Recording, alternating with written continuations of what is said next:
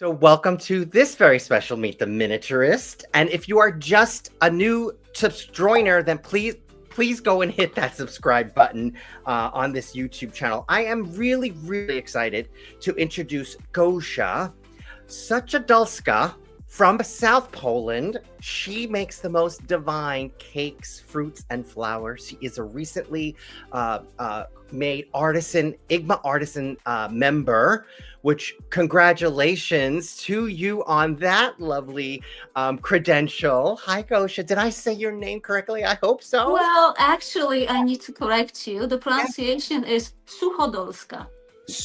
One more time. Okay, Suchodolska. Suchodolska. Perfect. Well, thank you so much for joining today. I'm so excited to have you. I have been enamored with your work for a long time. I actually have my first piece that is made by you that I got at I wonder what show was it last year. And I am so happy to have it. It's one of your wonderful cakes. So I want to make sure that people who don't know you get to know you now and to understand a little bit more about where all that wonderful talent comes from. And then maybe we'll get a sneak peek and on some of the tips and tricks on how you actually make your miniatures. So with that, why don't you just introduce yourself? Tell us a little bit about your background in miniatures. I know there's an inspiring story there about your father. I want to hear that. I want them to hear that. So again, tell us about yourself. I live in Poland, and when people ask me how long I've been making miniatures, I always find that a bit awkward because I can't remember the time when I wasn't making miniatures. I started when I was a child. I started from collecting dolls and doll furniture, and spent long hours playing with those. Yes. Well, I think a great inspiration for me has always been my father. He's into water paint. So my childhood memories are my dad sitting at his desk or at the table in the center of our living space, and me and my sister playing somewhere around. And my dad was painting something. Usually they were flowers. Sometimes birds, because my dad, he used to be a biology teacher, so his passion was animals, birds, flowers. Yes. So, and very often he would call me to join him and show me how to mix colors, how to, starting from the very basic scale of the colors, like yellow, blue, and red, and he was able to get the most beautiful shades of greens and pinks and everything. I think that's extraordinary because you don't have a traditional art background. You are an educator by trade, and so you spend long days in the classroom teaching students. Exactly. And so you don't have this traditional art background, but here is all this inspiration, this on hands right up front with your father, who taught you some of these amazing things that come together in this beautiful work that you do. So I think that's a wonderful story right there. So is he with us today? Is your dad still with us? Does he? Yes, he is. He doesn't work anymore. He doesn't paint because of the eyesight problems. But yes. What does he think about the work you do? Oh, okay. So I need to share a story with you now. Well, he supports me a lot, and there is one precious thing that I really appreciate. Whenever he sees my work, he takes that critical look upon that. And I remember a situation when I made some grapes and some tulips, and I was so excited that I arranged them all together. And my dad said, yeah, beautiful, well done. But in real life, in the real world, there is no chance those two meet. Because, tulips are the flowers, the early spring flowers, and grapes come in autumn, late summer. So, those things, they do mean a lot. Okay. So that sounds like to me that you continuously learn from your dad, because I'm sure he loves what you create. He must love it. But there is that teacher in him that is like, yes. He needs to correct. I get it. I totally get it. Hmm. You must be so proud of what you do and the work that you create. I hope he is. Yeah. Okay, so not a traditional art background. You got into miniatures. How long ago is it? Would you say? If you mean professionally, that would be about 15, maybe 20 Okay. years ago, Yeah. something like that. And you were telling me before we started this that there was a point in time that the materials became available that Oh. really helped move you into what you do today. Talk a little bit about that. Yes, so when I started, when I started making miniature food, I worked with a regular modeling clay that is normally used at schools. You don't bake it, you don't condition that in the oven. You need to cook it, boil it actually in water, in boiling water. That doesn't allow to achieve high detail, the precision. And there was a sudden moment when it was after the internet came in that I started following different artists, and I found out about Fimo, something called polymer clay. So as soon as I was able to do it, I got myself a block of Fimo, and that was a game changer. That was like a different world of possibilities open to me. Wow.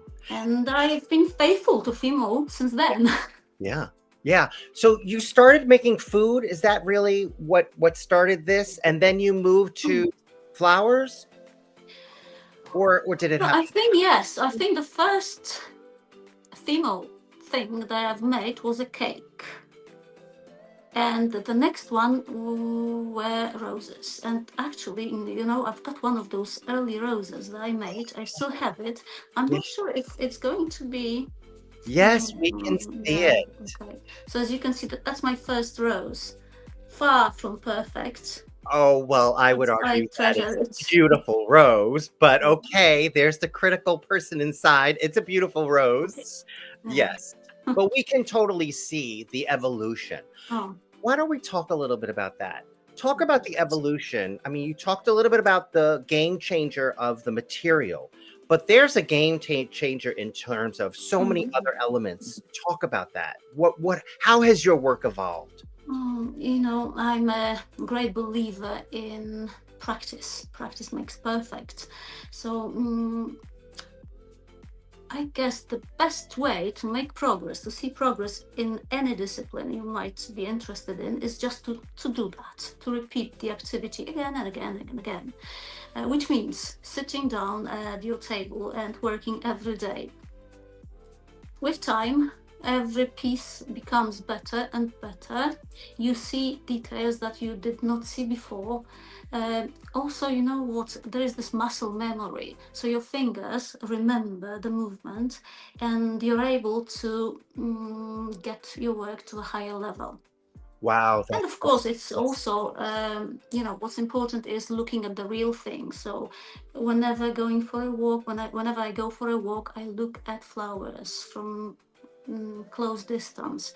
I analyze how the colors change, the gradient of the colors, and all those tiny details that then I try to translate into the scale. Mm. So if you had to pick a favorite, I mean, you do the fruits and you do the flowers and you do the cakes, and is there a favorite piece that you just love that just puts you in that zone that you Mhm. prefer more than others? Yes. So depends on the time.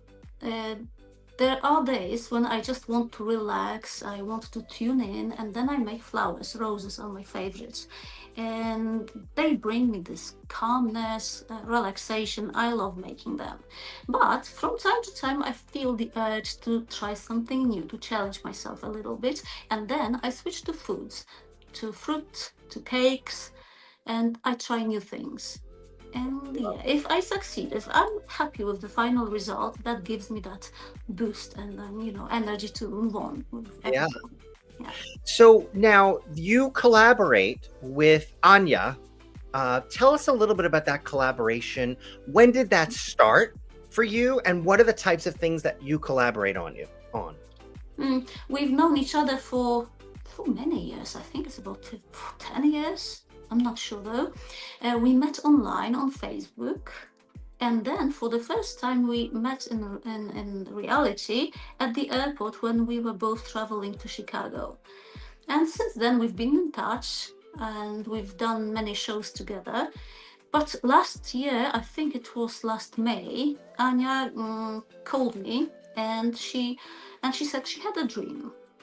And in her dream, we collaborated and we made 100 cakes together. Of course, I laughed because it was like 100 cakes. It's impossible. It's just, no. But then, step by step, we started talking about that. And we thought, what if we really met and started working together? We shared our tasks. So let's say you make the sponge, I make the icing, you make the cherries, I make the strawberries. Okay, so let's try it. And we did meet one weekend Yes. in that May.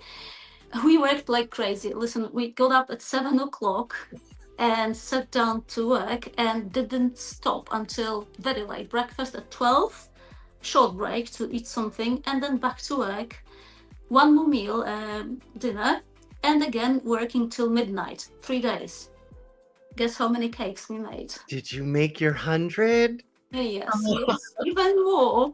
So, that gave us so much enthusiasm and energy. I said, come on, let's do more. I mean, not quantity-wise more, but quality and the variety. And since then, we've met, I'd say, regularly, once a month. Yeah. For a weekend. Yeah. And I think we both enjoy the cooperation a lot. Yeah, that's awesome. What an awesome collaboration. Because that actually, for the person who is collecting, it just gets us more opportunity to have another piece because those are intensive pieces. They take a long time to make. And so here you are collaborating, which you never really know how you're going to work well together. But I have a piece that I think is made by both of you. Yes. Is that right? I think you got the cake from us last September in New York. Yes. Right? Yeah, yes. So that's one of our cakes that we made in cooperation. It doesn't always work out that you're gonna work together well. You really struck a very great thing that all came together, that you live near each other, you both have this passion. Well, it's not really that we live near each other. She lives in a city in the center of Poland, I live in the south, and that means about 300 kilometers, me driving to her place usually. Yeah. So 2 hours and a half in a car. But it's worth it. It's also, it allows me, because, I have children, I have a day job. So it allows me to leave everything here and just go there to submerge in the world of the miniatures without thinking about shopping, cooking, cleaning the house. I forget it all. I just entered this beautiful world of dolls' houses, cakes, flowers, strawberries. I love it. I think it's wonderful. And also you teach now. Is that right? How long have you been teaching? Where can we find you to take a class with you? Let's talk a little bit about that. Teaching miniatures is a kind of a novelty to me. Okay, so I need to share something with you, kind of a dream, let's say. I have very limited time, so I can't work on the miniatures as much as I want to, because I spend a lot of time teaching, which I also love, and I cannot imagine giving that up. So I thought of something I could do in miniatures that would allow me to travel. And I think this is the teaching. And this year I'm planning to be in New York again at IGMA show, where I'm planning the classes right now. I still have 2 weeks, I think, to get everything ready, my offer. And I think that's it for this year. Yeah. So at the IGMA show in September, we can expect that you'll be teaching. Yes. That's awesome. That's awesome. For those who might not be able to get a chance to learn from you in a class, what are just a few tips and tricks? What are you talked about polymer clay and Fimo clay. You talked about the importance of repeating and doing it over and over again and observing. maybe there are a few tools that people need to have. What else? What are some tips for people who want to make miniatures like you do? Well, Yes, like, I'm a minimalist as far as tools are concerned. So actually, I've prepared the ones that I use regularly, and I can show you that these are just needles, regular needles that I made. I set them in some, self-made handles, different thickness, ball and tools. I don't know if you can see them well, but yes. different sizes, and a dental tool that I got as a present from my dentist, Ah, and that's a treasure for me. I don't know, it's so handy, and that's more or less. Oh yeah, also the tweezers, they are necessary. So nothing special. I think everyone who makes miniatures got this, has got the tools. yeah. You need Fimo, you need a ceramic tile, and what? Baby powder, essential to prevent the sticking. And do you Yeah, use anything to ultimately color, or is yes, everything so you do color? yes. You have and what form is that? Is that acrylic paint? Is it Mm, powder? oh, first, the important thing is to mix the colors of the clay exactly as you want them to give you a nice background, like canvas for the colors to come. Then I use pastel chalks. The powder, I scrape them and I use them to add first layer of colors. And after baking, I might add some more of the pastels. I might add some acrylic paints, usually diluted, different kind of glazes, different kind of sometimes surprising media. Mm, Yeah. Yeah. So it can be a wide range of different mediums that you use to sort of finish it. But you actually mix two colors of clay together to make not the just two. oh, Okay, that would take us to my dad's lessons from my childhood. You don't need just two. Let's say you've got those three essential colors, basic colors, I'm not sure what they are called, plus white, plus black. And with those, you can get anything. So you I bet mix the colors you want, and then yeah. it's a base. If Yeah. the base is wrong, too cold or too warm, for example, the rest of the colors will not look good finally. And I bet that took a long time to get. I uh, I'm still, it's still in progress because well, there isn't the end of the process. Every time you find a new medium, you'll yeah. try it and you say, okay, does it work for me or does it not? Well, it doesn't work for what I'm trying that not for now, but it might be a great thing when I try to make cheese, let's say. Okay, so let's try it later. It's like, it's like playing a game. Yeah. Yeah. So is there some like okay, so you've sort of mastered flowers, but maybe not every flower, right? So Mhm. are there some things that you haven't done that you'd like to try that and you know and I Yes, guess that would yes, take a lot of lots. time. Yeah, talk about that. A lot, a lot. The thing is that, people ask me to make them the flowers that they've seen on my Instagram, for example. So they've seen roses, they want the roses. They've seen peonies, they want peonies or tulips, which doesn't leave me much time to try other things. Right. But yes, I'm thinking of trying to make a magnolia branch. I've Magnolia. got a person asking me for that. And at the moment, actually, I'm working on some tulips, but they are different. They've got those petals, like lily shaped. So, they flare outwards, which is a bit fiddly with Fimo and in this scale, because I have to, how to picture that, how to describe that. The petal has to go around the base, cup the base in a way, but then it has to flare out, which means bending them twice in opposite directions. And I'm working on this. What is the I'm name of working that on this. flower? One Hmm? more time. What is Yeah, the name? it's a tulip. I'm not sure of Oh, the exact name, but it looks like a lily. The petals, probably if I was using paper, that would be easier. But with Fimo's got this memory, so I bend it this way, and it wants to stay this way. But right. then I have to do it like going upwards. Wow. Oh, I've spent my day Yeah. today. I And bet. I'm still not happy. Still not happy. So yes, And working I on think it. that's important for people to know who are Mm, commissioning you to do something, especially something you haven't done yet, that mm, there's a fair amount of time and effort that goes into perfecting that. And so, the collector needs to understand that. The good thing about that is once you're done with it, you have that knowledge. And so you mhm. could potentially make more of those for other people who might want them.